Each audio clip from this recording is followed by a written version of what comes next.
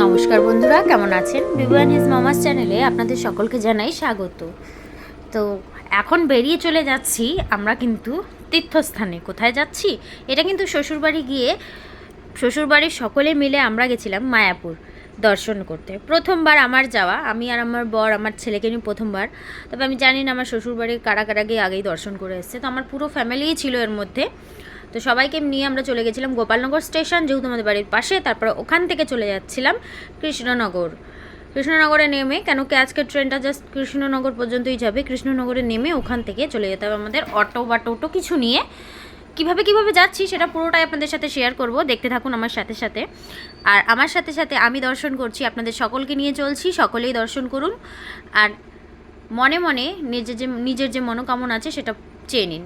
আমরা সকাল থেকে না খেয়ে বেরিয়েছিলাম বলে ঘাটের কাছে এসে খুব আমার বরের খিদে পায়, সেজন্য ও ডাবের জল খায়। খাওয়ার পর আমরা ঘাট পার হব। এই পর্যন্ত আমি ভীষণ খুশি ছিলাম, ভীষণ আনন্দে ছিলাম, কিন্তু যেই জলের দিকে তাকিয়েছি অমনি আমার অবস্থা খুব খারাপ হয়ে গেছে। আমার জলের সাথে এক্সপিরিয়েন্সটা খুবই খারাপ থাকে। এই যে সবাই হাসছে, আনন্দ করছে, আমার ছেলে পর্যন্ত আনন্দ করছে, কিন্তু আমি কান্না করতে শুরু করে দিয়েছিলাম। কেন এই একটুখানি বোট, এর মধ্যে মানে বোট তো না, এটা নৌকা, এর মধ্যে স্কুটি, বাইক, সাইকেল সমস্ত কিছু উঠে গেছে, এতগুলো লোক উঠে গেছে। ওই দেখেই আমার অবস্থা খারাপ হয়ে গেছে, কারণ আমি সাঁতার জানি না, আর আমি দুবার জলে পড়ে গেছি, যার জন্য আমার জলের সাথে এক্সপিরিয়েন্সটা খুবই খারাপ। আর আমার ওই জল দেখলে পরেই আমার সব আনন্দ মাটি হয়ে যায়। মনে একটা আতঙ্ক ছিল। তবে কিন্তু আমাকে কেউ আগে বলেনি যে মায়াপুর যেতে গেলে ঘাট পার করতে হবে, আমি জানতাম না। এই যে আমার ছেলেকে দেখেছো, সবাই সাথে, ছেলে, আমার দেওর, সবাই মিলে আনন্দ ফুর্তি করতে করতে গেছে। আরও ফ্যামিলির বাচ্চারা ছিল, তারা সবাই আনন্দ করেছে। আমি মানে এক বাচ্চার মা হওয়ার পরেও আমি ঘাট পার করতে গিয়ে কান্না করছি। এটা বেশি ভালো ছিল না? দূর থেকে দর্শন করিয়ে দিয়ে ওই যে ইস্কন মন্দিরের, আমরা এবার ইস্কন মন্দিরের দিকেই যেতে থাকি।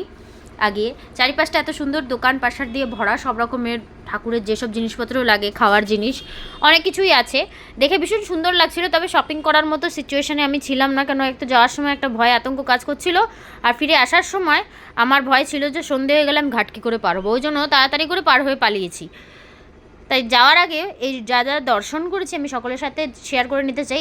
যারা যারা আপনারা বাড়ি বসে দেখছেন, যেতে পারছেন না, তারা আমার সাথে সাথে মায়াপুর দর্শন করুন, ইস্কন মন্দিরের, আর নিজের ঠাকুরের কাছে প্রার্থনা করুন আপনার পরিবারের যাতে সকলের মঙ্গল করেন।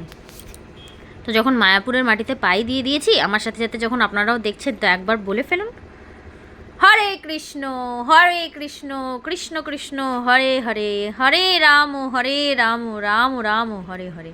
মা, আমি যে শাড়িটা পরে এসেছি ভিডিওর মধ্যে, কিন্তু আমি প্রায় 2-3 জনকেই দেখলাম সেম শাড়ি পরা। আমি এতক্ষণও নোটিস করিনি, ঘুরে এসেছি তখনও নোটিস করিনি, এই ভিডিওতে দেখতে পারলাম সেম শাড়ি পরা আমরা 3-4 জন লোক হয়ে গেছি।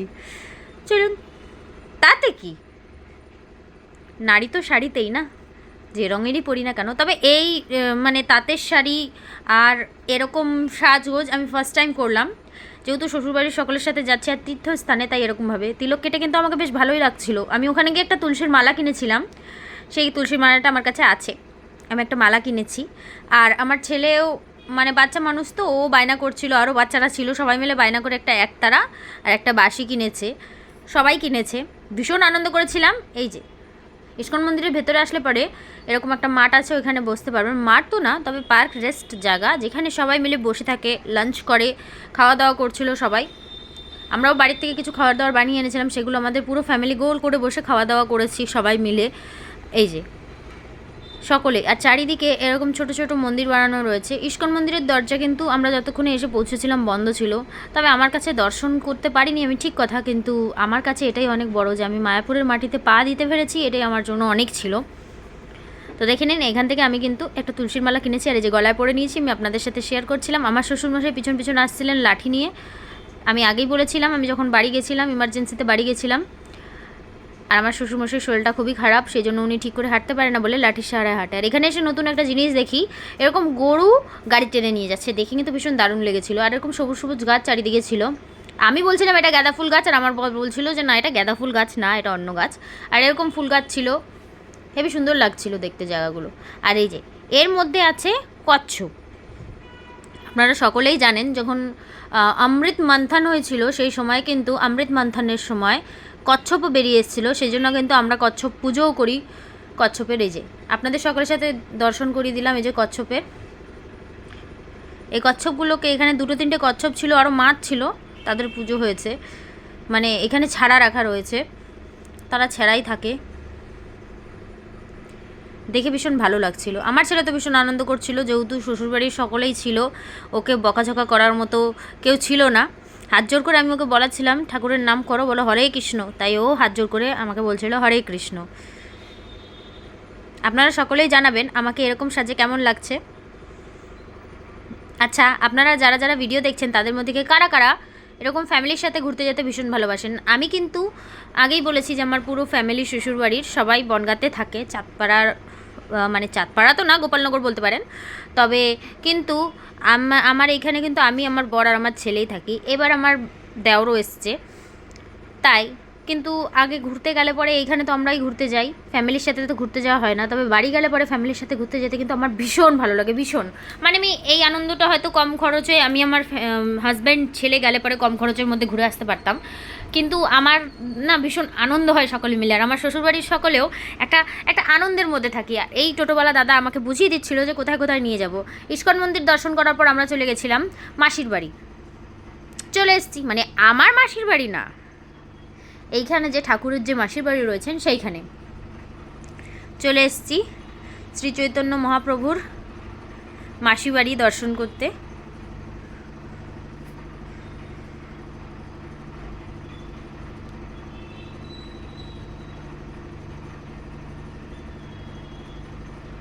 নিমাই, যার নাম ছিলেন নিমাই, যাকে তার মা ভালোবেসে নিমাই বলে ডাকতেন, নিমাইয়ের মাসি বাড়ি চলে এসেছি। এইখানে একটা পুকুর আছে, পুকুরে অনেক বড় বড় মাছ আছে, তাই গেটের সামনে থেকে বিস্কুটের প্যাকেট কিনে নিয়ে এসে বাচ্চারা সকলে মিলে মাছেদেরকে খাওয়াচ্ছিল। অনেক মাছ আছে এই পুকুরটার মধ্যে। যারা যারা অমৃত মন্থনের ওই স্টোরিটা দেখেছেন তারা তারা জানবেন, মাছও কিন্তু উঠে এসেছিলো, মাছও কিন্তু পুজো করে। তো সেই জন্য আমরা বাঙালিরা তো মাছটাকে অনেকেই ভক্ষণ করে থাকি, কিন্তু তাহলে পরেও মাছের একটা রূপ আছে যেটাকে পুজো করা হয়। আমার ছেলে সিঁড়িতে বসে বাঁশি বাজাচ্ছে, সব বাচ্চাদেরকে নিয়ে চলে আসলাম এগিয়ে, দর্শন করাচ্ছি। এই যে সকলের সাথে দর্শন করিয়ে দিচ্ছি, সকলে হাত জোর করে প্রণাম করে নিন।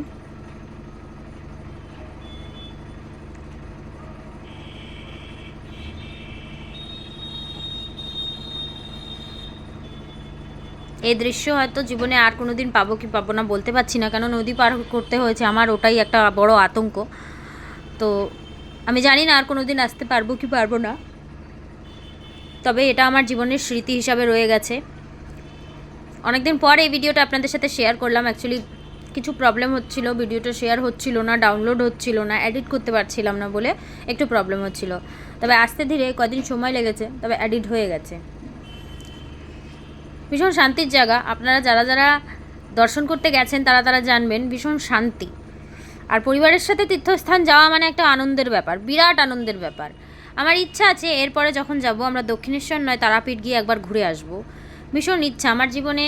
আমি আমার মা তারাকে ভীষণ ভালোবাসি, তাই তার দর্শন আজও করতে গেলাম না কোনো দিন, কিন্তু ইচ্ছা আছে এবার যাব। শ্বশুরবাড়ির সকলে মিলেই আমরা একটা মানে কথা বলেছিলাম এই বিষয়ে, তো সবাই বলেছিল যে যখন আসবে এর পরের বার তাহলে তাই করা হোক। এবার থেকে প্রতিবার এসে এসে এক একবার করে এক একটা করে তীর্থস্থান ঘুরে আসব। এবার এখান থেকে চলে যাচ্ছি নেক্সট জায়গা।